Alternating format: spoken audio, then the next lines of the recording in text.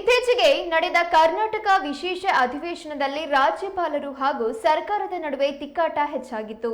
ಸದ್ಯ ಈ ಬಗ್ಗೆ ಮಾಜಿ ಸಚಿವ ಕಿಮ್ಮನೆ ರತ್ನಾಕರ್ ಮಾತನಾಡಿದ್ದು, ರಾಜ್ಯಪಾಲ ತಾವರ್ ಚಂದ್ ಗೆಹ್ಲೋಟ್ ವಿರುದ್ಧ ಹರಿಹಾಯ್ದಿದ್ದಾರೆ.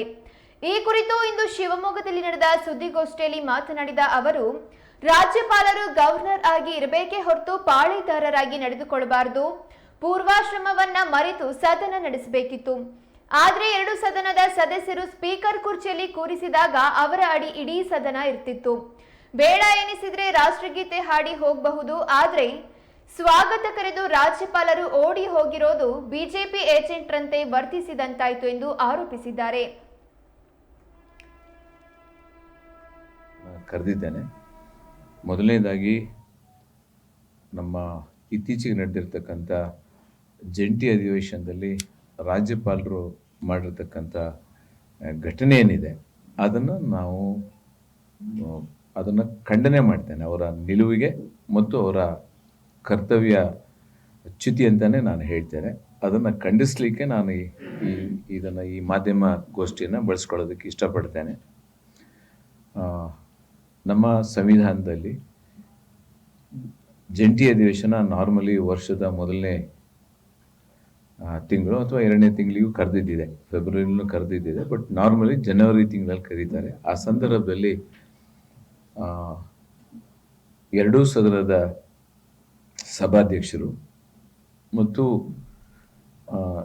ಇವರು ಅಧ್ಯಕ್ಷತೆ ವಹಿಸ್ತಾರೆ, ಗವರ್ನರು, ಮತ್ತು ಎಲ್ಲ ಎರಡೂ ಸದನದ ಸದಸ್ಯರನ್ನು ಕರೆದು ಮಾಡ್ತಕ್ಕಂಥ ಒಂದು ವ್ಯವಸ್ಥೆ. ನನಗೆ ನಾನು ಹೇಳ್ತಕ್ಕಂಥದ್ದು, ಅವರು ಗವರ್ನರ್ ಆಗಿ ಆ್ಯಕ್ಟ್ ಮಾಡಬೇಕಷ್ಟೇ ಹೊರತು ಅವರು ಸಾಮಂತ ರಾಜರಲ್ಲ ಅನ್ನೋದು ಮನಸ್ಸಲ್ಲಿ ಇಟ್ಕೋಬೇಕು.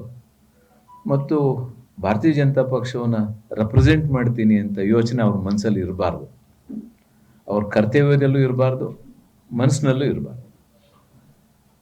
ಅವರು ಒಂದು ನ್ಯಾಯಾಧೀಶರಾಗಿ ನಡ್ಕೋಬೇಕು.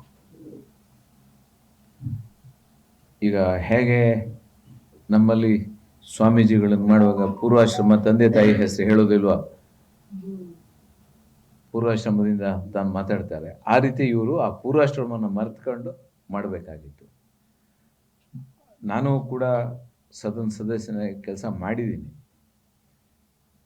ಅವರು ಜಂಟಿ ಸದನ ಕರೆದಂಥ ಸಂದರ್ಭದಲ್ಲಿ ಅವ್ರು ಯಾವಾಗ ಅವ್ರನ್ನ ಚೀಫ್ ಮಿನಿಸ್ಟರ್ ಅವರು ಮತ್ತು ಎರಡೂ ಸದನದ ಮುಖ್ಯಸ್ಥರು ಅವ್ರನ್ನ ಸದನಕ್ಕೆ ಕರ್ಕೊಂಡು ಬಂದು ಸ್ಪೀಕರ್ ಚೇರಲ್ಲಿ ಕೂರಿಸಿದ್ರು ಅಂತ ಹೇಳಿದರೆ, ದೆನ್ ಇಡೀ ಸದನ ಅವ್ರ ಕಸ್ಟಡಿಯಲ್ಲಿ ಇದೆ. ಅವ್ರು ಹೊರಗೆ ಹೋಗೋವರೆಗೂ it presumed to be he is in custody of the entire house.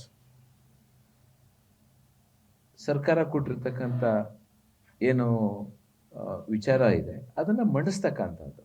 Suppose ಇವರಿಗೆ ಅದು ಇಷ್ಟ ಇಲ್ಲ ಅಂತಾದರೆ, ಅಥವಾ ಅನಾರೋಗ್ಯ ಆಗಿದ್ರೆ, ಅಥವಾ ಓದಲಿಕ್ಕೆ ತೊಂದರೆ ಆಗತ್ತೆ ಏನಿದ್ರೆ, ನಾನು ಹೌಸಿಗೆ ಪ್ಲೇಸ್ ಮಾಡ್ತಿದ್ದೀನಿ ಅಂತ ಹೇಳಿ ರಾಷ್ಟ್ರಗೀತೆ ಹೇಳಿ ಹೊರಟು ಹೋಗ್ಬೋದು.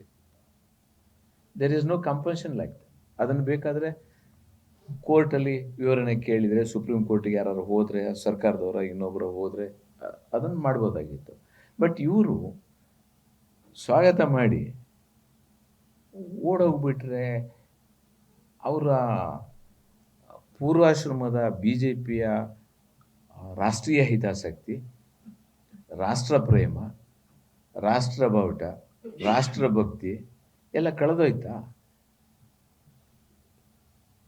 ಒಂದು ರಾಷ್ಟ್ರದ ರಾಷ್ಟ್ರಗೀತೆಯನ್ನು ಹೇಳೋದು, ಸಿನಿಮಾ ಥಿಯೇಟ್ರಲ್ಲಿ ನಾವು ಪಿಕ್ಚರ್ ಸ್ಟಾರ್ಟ್ ಆಗಿಂತ ಆಮೇಲೆ ಎದ್ದು ನಿಲ್ಲಬೇಕು ಅಂತ ಹೇಳೋರು ನಾವು.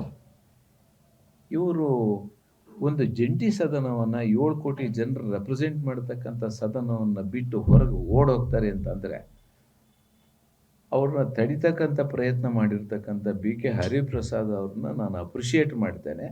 ನಾನು ಹೇಳ್ತಕ್ಕಂಥದ್ದು, ನೀವು ನ್ಯಾಷನಲ್ ಆ್ಯಂಥಮ್ ಹೇಳಿ ಹೋಗಿ. ಹೇಗಿದ್ರು ಜಂಟಿ ಸದನ ಸಮಿತಿ ಏನು ಚರ್ಚೆ ಜಂಟಿ ಸದನದಲ್ಲಿ ಮಂಡಿಸಿರ್ತಕ್ಕಂಥದ್ದು, it is the property of the house. ನಾವು ಅದರ ಮೇಲೆ ಡಿಬೇಟ್ ಆಗಲಿ. ವಿರೋಧ ಪಕ್ಷದವರಿಗೆ ವಿರೋಧ ಮಾಡೋದಕ್ಕೆ ಅವಕಾಶ ಇದೆ, ಆಡಳಿತ ಪಕ್ಷದವರಿಗೆ ಅದ್ರ ಬಗ್ಗೆ ಚರ್ಚೆ ಮಾಡೋದಕ್ಕೆ ಅವಕಾಶ ಇದೆ.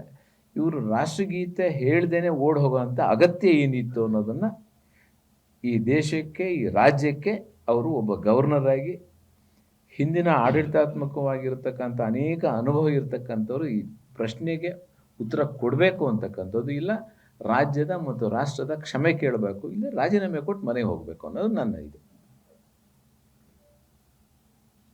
ನನ್ನ ಮೊದಲನೇ ಆಗ್ರಹ. ನೀವು ನಂತರ ಬೇಕಾದ್ರೆ ನಿಮ್ಗೆ ಅದರ ಬಗ್ಗೆ ಏನೋ ಪ್ರಶ್ನೆ ಕೇಳಿದ್ರೆ. ಇನ್ನೊಂದು ನಂದು ಇನ್ನೊಂದು ಏನಂದರೆ ಮನ್ರೇಗಾ ಕರೆದಿದ್ದೇನೆ. ಮೊದಲನೇದಾಗಿ